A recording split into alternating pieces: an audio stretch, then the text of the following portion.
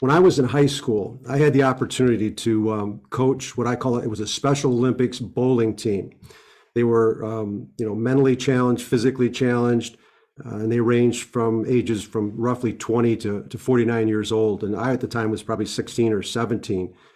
And one thing that I learned very quickly was that these players could absolutely care less about taking that bowling ball and throwing it down the alley and knocking pins down.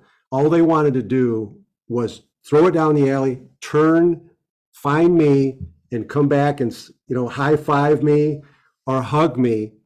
And like I said, I was only about 17 years old at the time, and I learned, how important people, feelings, and relationships are. And it was those Special Olympians that taught me, and I didn't even realize that was happening at the time.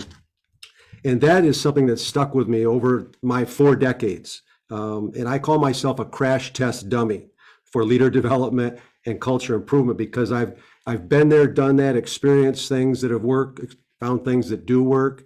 And then that's why one of the concepts that I came up with was what I call leader KPIs. Now, traditionally in business, KPI stands for key performance indicators.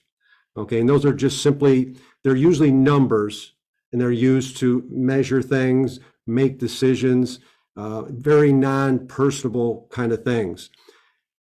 My leader KPIs, as you'll find out here shortly, has nothing to do with numbers and everything to do with people, feelings, and relationships.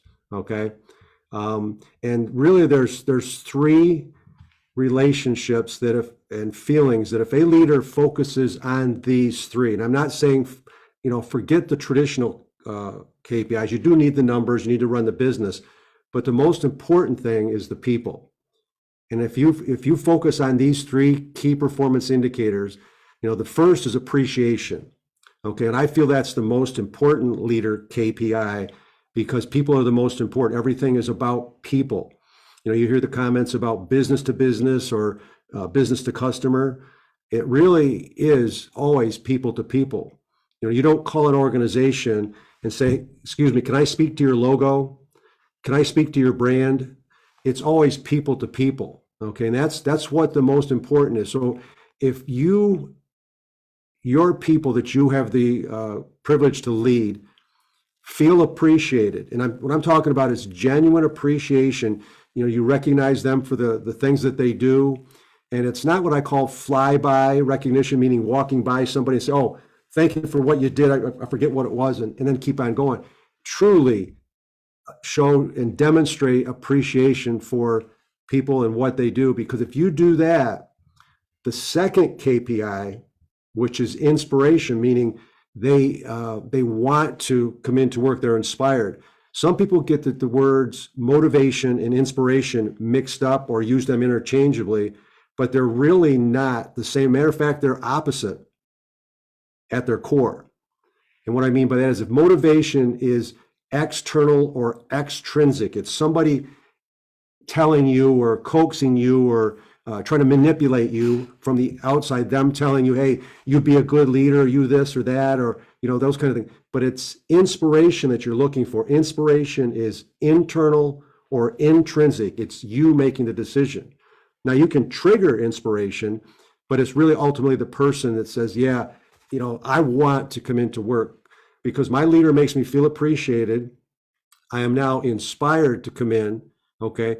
And inspiration really pulls you in to perform. And the third and final KPI is fulfillment.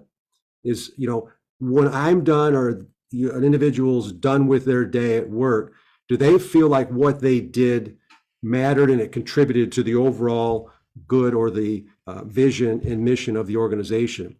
Plus, there's another added interest that most people have now. They want to be part of something larger than themselves, larger than the organization.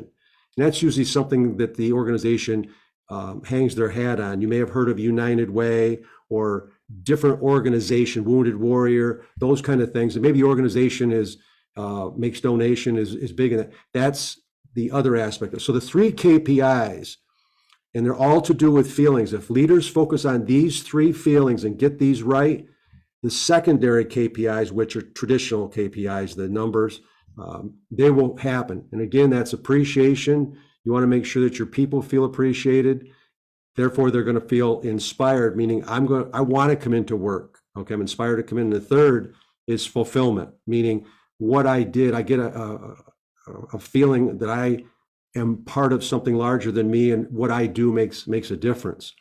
So I coach leaders on these three key performance indicators. And if they get these right, the KPI will mean something different. The KPI will mean keep people inspired.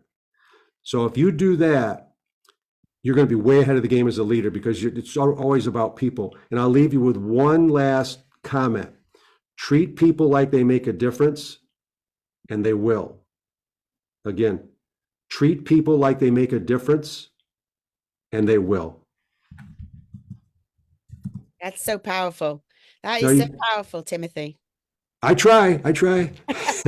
And you're absolutely right. That is what it is. If you make people feel good, then you get more from them. You get more productivity. And you demonstrated that. You demonstrated that with a great intro. You're very kind. But if you're generous too and authentic with your praise, like you said, it's not just passing, comments or whatever. This is true, deep appreciation and relationship building. That's what it's all about. Yes. That was really, really great. Thank you so much for sharing that. You're So welcome. if I said to you, I think I know your rough answer to this, but if I said to you, what would you like to leave our audience with? If you could just say very briefly what you want them to remember from hearing you today.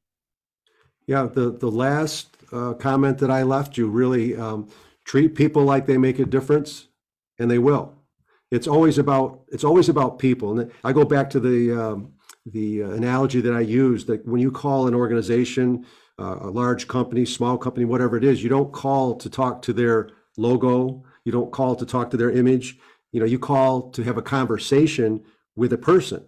So it's always about people. And people say, well, there's AI now that's going to, make us all obsolete. And that's not true. You still have it. They can't figure out how to weave in emotions into artificial intelligence. And that's what we're all about. We're a bundle of emotions, and that's what human beings are. So treat people like they make a difference, and they will. The flip side's true also, but treat people like they make a difference, and they will.